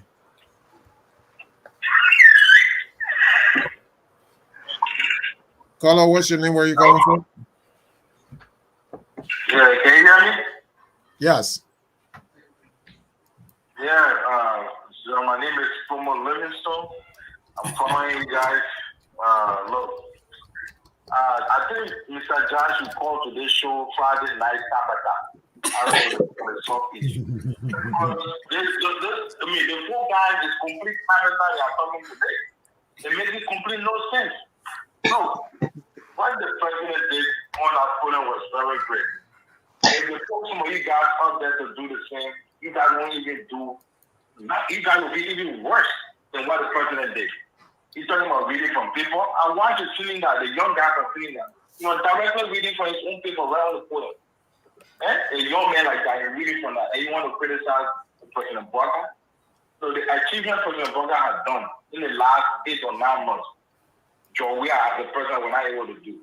The document we have with those countries, they are not democratic countries. But if they're celebrating with China, so China has election, yeah, you're watching to Dubai, to the Middle East. Do they have a democratic election where you stay over there, right? You do business with them. But when it comes to the other 3 countries, they are not democratic countries, so we shouldn't do business with them. What the purpose is that? Look, when it comes to that, bro, look, Anthony Freeman, Anthony, like you keep saying, you need as a lawyer, you should speak on fact, provide evidence. Don't just say that and call people names saying, oh, they are corrupt without provide no evidence. All right? Corruption has to do, you have to provide evidence. And evidence is for the court. No, let him finish, please. Look, what I'm saying is level me. It's just like how is, I mean, I see people like that. Simon Tweh should be in jail. Why would he be working free? The man, he can escape anytime. It's already United States. When it's time you spend out there, and you see running over, they come in and the latest fee for $8 million wrong. So he should be in jail and face trial and let us find those guys that guilty. Let the LACC found Bility or HB guilty of doing something. Right now, it's all alleged. It's not no evidence, all allegation. All right. So when it comes to like, bro, let's speak on fact. Because women over is propaganda. All they say is talking about today, the man Tweah, AUB or red. Can you show me any video of Tweah reading or reading? You tell me you want to criticize what the government is doing. The government is doing extremely well there. Well, the extremely part, you want to put it. Mr. Freeman, let me end on this, Mr. Freeman. When you said $22 million was scored, that is not true. When you have to speak with fact, it's $8 million. The $22 million was for 2 years in the 2026 for road maintenance. And the man, you and I, we are not while engineer when it comes to roads and stuff. You said, clearly, we cannot work under this condition right now because it's raining. The people cannot work on it. And makes sense. How we And now you know. All right. You know, When Joe, we actually can feel the rolling of ring. Let's give him time to finish. Caller, you have one? You have a minute. I've been listening to you guys for hours. Let me end. Yeah. No, the reason is the public website they cannot work around, but it is raining. It makes no sense to do rules on a rain when it's raining. All right? You are not speak to what you know. Don't come talk about public work. You have no idea how those the engineers do the roads. It is raining. You don't expect them to work under the rain, under the muddy season. But at least that people can stay dry under that. They don't have to stay there for a week. And gas price is down, and another thing is down. All right, gas price right now is 680. Going to TDC was 850. So like I said, TDC had no moral to criticize the government because they were there. 8 months ago they were there. What did they do? You harmonize the people pay. In the next budget, you will see the civil servant pay will increase. So let's keep on track. I understand today that Tabata Friday. Thank you for the show. Thank you, Flomo. I know you have to feeling. Thank you. All right. If we have no more callers, so let's talk about the resignation of the chairman of the Liberty Party. Every time these things happen, it's not good for our democracy, I don't think. And this is just my initial reaction without understanding the full context of it. So what do you guys think about this? Start with Jerome. Musa Bility had the privilege and honor to side with CDC on many issues, but Musa Bility is a crook. Oh God. Musa Bility is as fake as they can come. Musa Bility a week ago went on national TV and proclaimed to the world that that budget, that criminally put together budget, will not pass the House. I will do everything within my power to make sure that budget doesn't pass. The budget passed. He came back on and said, ladies and gentlemen, I did the best I could. I fought as hard as I could, but I was overwhelmed. Without saying, I will reject my perks. I will reject the $100,000 that's coming my way. I will reject everything except my salary. I will reject my housing allowance, even though I live in my own house. He didn't say that. Now let's go back to his letter of resignation. This man is the equivalence of Nyobli who belonged to a political party that is dead. So she served as a leash. She leashed on Joseph Boakai, sucked his blood, and wound up getting the seat at the as president pro tem. Same thing with Fodanti Kofa from the same Liberty Party, from the dead party. He leashed onto George Weah. He sucked George Weah blood, and here he is. He wound up as Speaker of the House. Same thing with Abraham Darrell Dillon, another man from the Liberty Party or dead party, leashed onto the anti-Weah sentiment, and here he is in government. So here we are with these people. This man needed to get into the House by any means necessary. And he found a way to get into the House. This particular seat that he wanted, he got it now. So he has no use for any political party. He said it. He said, I do not belong and will not belong to any political party, and I'm going to do my politics independently. So all of these people do not have a spine. They do not have principle. Their goal is to get into the House or the Senate. And once they get there, they dash everybody else that brought them on. So this man is a fraudster, just the way he stole our road funds, just the way he stole the money for the land acquisition or land settlement thing that Ellen put him on. This is a fraud. This man is fraudulent. Nobody should take him seriously. He is a fraud. Whether he resigned from that party or not, it means absolutely nothing. He gained what he wanted. His objectives have been met to be Speaker of the House. I mean, that's his final goal. Thank you. I was muted, sorry. We will go to the next caller, but ladies and gentlemen, everything you heard from Jerome there is partisan. It's a very partisan analysis against the Liberty Party. So we'll take the next call. These are all factual evidences. Nyobli Kanga, by way Mr. Gabriel, we got call on. Yeah, go ahead. It's an opinion couch in fact. So we'll go to the caller. You gotta talk to the caller. Caller, what's your name? Where are you calling from?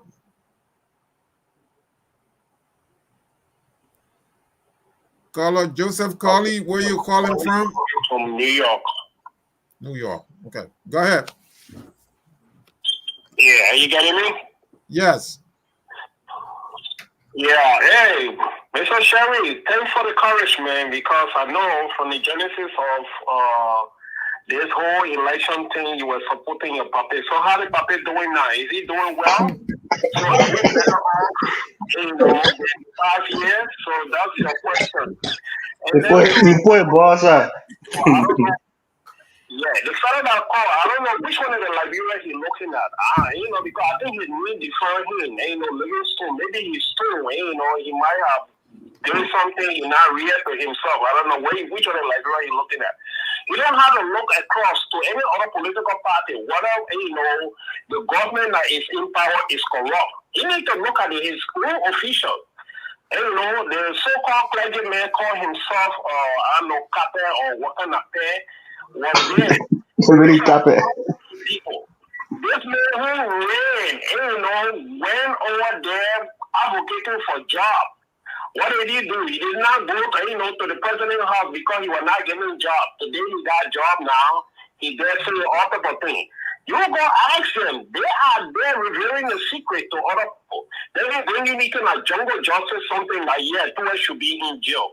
Where you coming from? Well, how? Accusation is not a crime. You got to prove it in the court of law. You don't just go accuse people. Those are the things, crazy talks, you got a jungle justice. You don't get accuse somebody, then you say, the person should go behind bar. But the kind of like you want, your president who went over there talking about justice, what did he do? Seeking justice. What did he do? Turn position. Remove people. They accuse them of corruption. If I remove them, then when the Supreme Court told you, say you did wrong, then you can't accuse the people on something different. What kind of justice is that? It's just unfortunate. I'm from Lufa, but this pape is just, I'm telling you, he unleash on the people. This is a fraud who just came to town to kind of rip the Liberian people off. It's just unfortunate. So the whole speech I listened to, it was just very sorry for me, my brothers and sisters. That we listen to our fathers. Somebody who been in government for 45 years, that the best will be get out of him, standing and representing the Liberian people. Just, write the speech and just give it to the people who are better than he standing out there. I see. Down. Because the part about it is like you got players, but you cannot position them the best, on the best way that they can play to produce for you. The high it is. You got players, if they got having a group of players there, you got a team. You can play the ball to your team, but when you're not working together as a team, it's just useless. So you write the word in the best form and stay out there, and then your deliberation, the way, to talk. You came, you're talking like you're sleeping, and, it was sad, man. All right, I know you did mention about, how to call it, the court. That was the only best thing that got from there so far. Thank you, caller. All the other thing was just pretty much repeating what George Weah had said. That was all. Thank you. And then with the OAU and ECOWAS, that's pretty much it. Beside the other one, we were all sleeping. Thank you. Hey, man, making a move from there because they and I eat it, man. The boy, I'll let you go out look for it. Where you coming for your mom? Thank you. 2029 coming. Let's wait for 2029. Thank you. Yeah, but the summit I call, you don't need to look nowhere else. Look to your own government official. They are pointing the official that they are close. They are corrupt. Thank you. So you go there and ask them. You don't need to go to CDC or any other party. Look at your bureau official, and then you can know. So thanks, man. I appreciate it very much. And now, all of us, we need to speak to power. Thank you. All right. I'm a gonglo. They said it for you, Lufa. You think I'm gonna go back? Once my brother Firma is on the show, I share a lot of way of thinking with Firma, with Wanda. So when he's on the show, I'm actually happy. But you know what I was saying? First thing I call to disagree with Mr. German. When you talk about Musa, I can understand the Basel connection. He wants to defend his corrupt sister, Yomdi Kanga, and his lying brother, Daros DeLong. I can get that, I just condemn the people. You know what I was saying? There's something striking that people don't follow. Musa Bility did campaign against the Unity Party. During the campaign, The Unity Party people say Musa was a criminal. Musa stole law fund. He got millions of dollars, and they were arresting. And in this government, under Unity Party government, I watched Musa the other day on Spoon. Musa said, in fact, President Boakai is in a cage. And Speaker Funati Kofa is held hostage. He cannot do anything about transparency at the legislature. And Spoon is one of the most listened to channels in Liberia. Musa, beyond that, has been critical of the Unity Party government.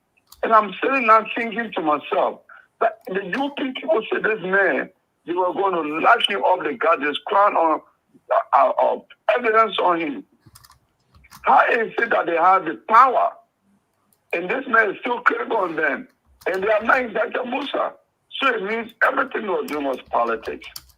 So, German, Musa has not been convicted in any court of competent jurisdiction in Liberia. And you, as an experienced analyst and a political actor in Florida, except you want to play Donald Trump because you're a Republican, which I also get that, because Trump got a piece of the Republican, you got a piece of your brain. I can get that. But I don't think you should play the Trump thing with Musa on this thing, okay? Because there is no evidence on that. Except you want to do the breadth argument from Donald Trump that Barack Obama was not born in the U.S. So you want to do the same thing with Musa, But please, let's stop it. Nima Kwado. Waga, we have said this one. President Waga was also these are less value commodity that were also on the market. And the voter bought an overpriced value that doesn't worth the price. And that's what we're going through. Because Boakai and Joshua, like I argue, are one side of the same coin. You just have to choose which one. Both of them have no value in our political system. But we come from a country, a very illiterate country, that other people say the IQ in Liberia is one of the least IQ countries, so I can understand how we make decisions.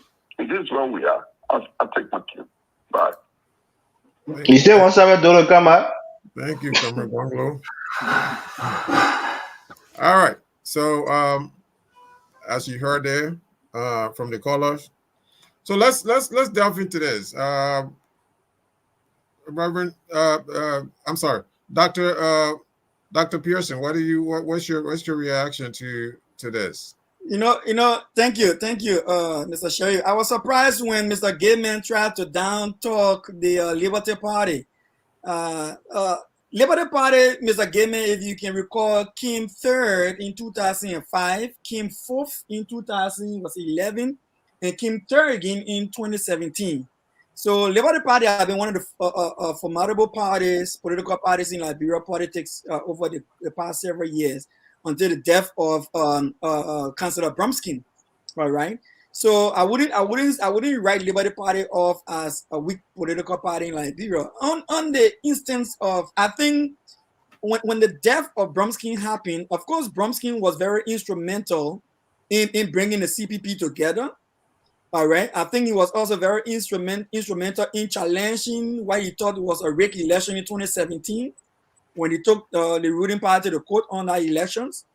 And I think we lost a great statesman. But, in the absence of a political leader in Liberia, where our political parties are driven by individual rather than system and party structure, you have a vacuum that is created and people vie for that vacuum. And then that vacuum that he created was vied for by Yombli Kanga and Bility. And, I think Yombli and Darius did not do justice to Liberty Party, because they had already known that Bility has some corruption allegations hanging over him from FIFA. And then because if they felt Bility would be a deep pocket guy that can bankroll the political party, the main chairman, wanted for Bility to stand up to them and say, listen, this is no longer Bromskin who is the father of the party. The party everybody in the party should have equal say as to how the party is run. So Yombli cannot just assume the shoes, just wear the shoes of a president, former party leader of Bromskin. and that's where they started to fall off. And also, we can recall how he even suspended Yombly, he suspended Delon for not paying dues in the party and all that kind of thing. It brought noise. Now, going to a CPP breakup where Yombly Kanga chose to eventually buy into endorse Boakai, and Bility stood up and said, no, we're in an agreement, and we have proceeded to electing the standard bearer for the coalition, so or the collaboration. So no, you can't prematurely decide who you will support as the political leader of the party when the party have not gone through the process that we all have laid down. So I think Bility had a point there. So I conclude by saying this, right? When I saw this thing happening, what I said to myself was, I'm more concerned about what are we teaching our young generation?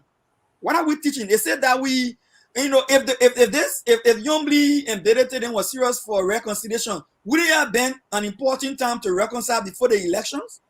Why would everybody go their separate ways and refuse to reconcile despite all the efforts? And even Mr. Alexander Cummings tried to reconcile them. They couldn't reconcile because they had a different political interest.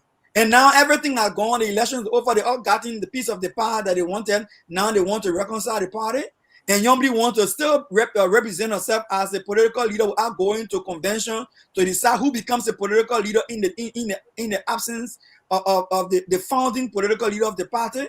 I think Yombly is not serving that group well. And as I understand right now, that's the reason why Bility resigned, because Yombly is imposing herself as the political leader rather than going to convention to decide political leader. And Bility will not stand for that. And Bility, he doesn't want to stand in the growth in the way of the party when it comes to reconciliation. So he cannot be the black sheep in the process. But I think Yombly wrote a letter, and I don't know if you have seen the letter, and she acknowledged that Bility resigned. They got a new party chairman, Representative Barry, and now at the end of the letter she said, and she endorsed Barry's process to reconcile the party, and she, the political leader, accepts the process. And I'm like, listen, seriously, you have a split political party, and the party trying to reconcile, and you from the Yombly camp, and they get the Bility camp, and you think these two, deeply divided groups will come together and you just impose yourself on them as a political leader? It doesn't work like that. It doesn't show political maturity and fairness to the party. You're right. 2029, when they go to that election, I can see some dirty games play out there between the Bility faction and the Yombly faction if Yombly goes as a standard bearer for that party. I think if he resigns and he stays away like this, that's the obituary of the as the end of the Liberty Party as currently constructed. No, Liberty Party will go ahead. They will go on. Look, he bankrolled the party. He made the party what it is now. Even when Bromskin was alive. So let's not kid ourselves. Dylan would have still probably won that position, probably won that seat, but he was the biggest donor to him. He has bankrolled this party. With the headquarters and all these different things. Anthony Freeman, what do you say finally, so that we can wind down now? No, I think I'll take on this too. Okay, I'll come back. Look, what is happening to Liberia? We have played politics, and how far have we gone with politics in Liberia? Liberia is still very, very poor. Everybody is destitute, and we still arguing back and forth. Liberia problem is not political. So whether you move from Liberty, go to PPP, UPP, ZPP, we don't have a political problem. We have an economic problem in our country. We have a rule of law problem. We have a governance problem. That's what we have. And if we address it, good luck. If we choose not to address it, well, because for example, let me just give you the recent example. They got all the P at the Capitol building. And we just spent $15 million outside our budget, 2.5 to NSA for covert operation. Another 2.3 million for miscellaneous expenses. They have to buy Grumpy. So they spent just late $2.5 million. So whether the ZPP, UPP, QPP, all of them there, they are happy to impoverish the country, diminish the country, reduce the country. So for me, I don't even know why you are on the topic. It's as irrelevant. You know, we need to talk about poverty. We need to talk about rule of law. We need to talk about governance and how we can uplift that country. And I don't see a political, let's say, contribution to it because all the politicians are there and see what is happening to the country. I mean, the country is being beaten down to the ground. So it's just sad. I have no comment on the political thing.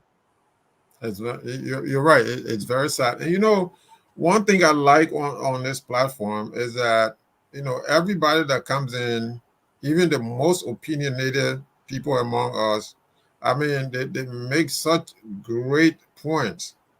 And that leads me to always believe. Somebody told me one time, you know, Liberia man, don't give them microphone. Because including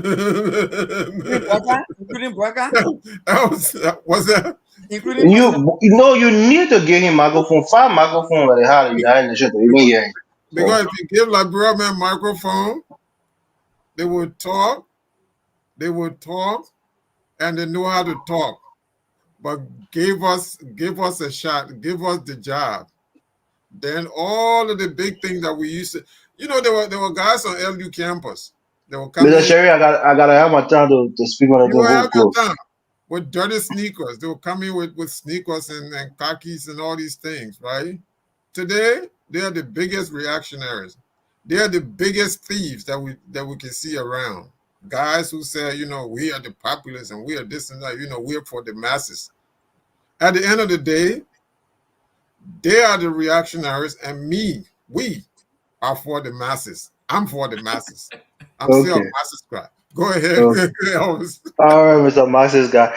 Look, I'm excited. I'm happy. You know, the reason I'm excited and I'm happy, I think, honestly, this is a win-win. Because give me you the boss of me on the platform here. So I think, I don't know the word called bullshit there. Wait a minute. That's something with inheritance. Me, Inheritance. I only have Basa, right? Yombly has received her inheritance, which is the Liberty Party. She got her inheritance in her hand now. And her small brother, Abraham Darius Dillon, is going to be there to help her to formulate this party and use it as a platform for her 2029 run. So I think everything is in place for her. No tears for Musa Bility, because if anybody can use money to get what they want, Musa Bility has been an example, a shining example of it. He got exactly what he wanted. He bought the Unity Party with his kindness through money. Liberty. The Liberty Party, I'm sorry, the Liberty Party with his kindness through money. Use it as a platform to propel himself to a representative seat. And in that representative election, use something like $700,000 to build bridge and other, projects within his, his district, and he won that seat. So I think, Musa Bility profited from this arrangement, used his money, and the end, it was a means to an end. The money was a means to an end. The ultimate end was to be representative, to have some political power within the Liberian political system, and he did just that. So this is not a loss for him. And I think if he wished to have any political influence or be a part of any political institution, the ANC will be more than welcome, happy to have him there in a very high position because he performed well while he was chairman of the CPP. So I think there's no love lost there, but I think for Yombly is a massive gain. And don't be fooled, Mr. Sherry. Yombly Kanga is rolling in door right now. She can more than finance the United Party now on her own, along with Dillon. The way they get a key to the president, a door, they ain't got a knotted door to get a key. They will got never be wanting, They they will got never be wanting for funding again. So they the got it. key in the door, the bank vault key, they get it. The president door key, they get it. The House and the Senate key, they get it. So they get all the keys in the country. The only key they ain't get are the key to the Commerce Ministry. But I want a different topic for another time. But I'm happy. I think everybody won. Musa Belete won. Got what he wanted. Yombi got what she wanted. It's a win-win in terms of the political speak. So ultimately, I think come 2029, Yombi Kanga will be well poised. And obviously, she proved that she had the voting, the people. She had the people of the Unity Party. Bility had the party on paper. She had the actual people because They did way better in Grand Bassa than the ANC ever, could imagine. So I'm happy with it. It was a great show tonight. That's a I great, did that that. last analysis, Elvis. That's a great analysis by you. That's a great analysis, and I think I second that. Thank But you. all the other ones about, I mean, Moda, Okay. Mr. Moda, if you're watching, I stand by it. You don't like it going by not yeah, political correct, but I stand by it. yeah, Whether Mr. you don't Moda, like it or not. Mr. Moda, if you are watching tonight, They ain't please, got they ain't got on the you're shark like, territory first. you're like, wait, let me do my thing. Mr. Moda, you're in Liberia. You're not foreign to Liberia. You're a Liberian. So that's what we're gonna leave that. So and he's a well-rounded man. Round. he's a Okay, well Mr. Gibby. I'm talking about that one. So I'm talking about the elephant in the room. The literal elephant. I'm talking Sherry, about that one. Sherry, you gotta go help our brother. and he's a businessman too. So He all right. eat his money though. That's true. He eat his money very well. Mr. Gibby, stop it. Let go. You don't bear with. Make it help it. Mr. All Jimmy right. representing tennis to know parables. Yeah. No pun intended. No pun intended. He eat his money. All right. So we've come to the end of another fantastic edition of Friday Night Debate. If it's Friday night, it's got to be Friday Night Debate here on Focus on Liberia. Dr. Dukley made a pitch to, our brother Gibson, William Gibson on Tough Talking Thursday. Dr. Dukley said to him, don't go Friday night because those guys, don't go to those guys. Those guys are old. He said, don't go to those guys. But I told him, I said, you come to Friday night. This is where the cream of the crux is. And I have been proven right tonight. Gentlemen, thank you so much for the time, the intellectualism, and everything that you've put into this. I enjoy it. I'm sure the viewers in the United States and Liberia and around the world enjoy it. You have yourselves a great weekend, and let's do it again next Friday. Thank you. Whether you're a member of the Liberty Party, whether you're a member of the CDC, whether you're a member of the Unity Party, or you're independent, just, basic independent like us, someone like myself. We're all Liberians. So, Okay, guys. good night. Have a good night. We are Liberians. Liberia is our home. Liberian people.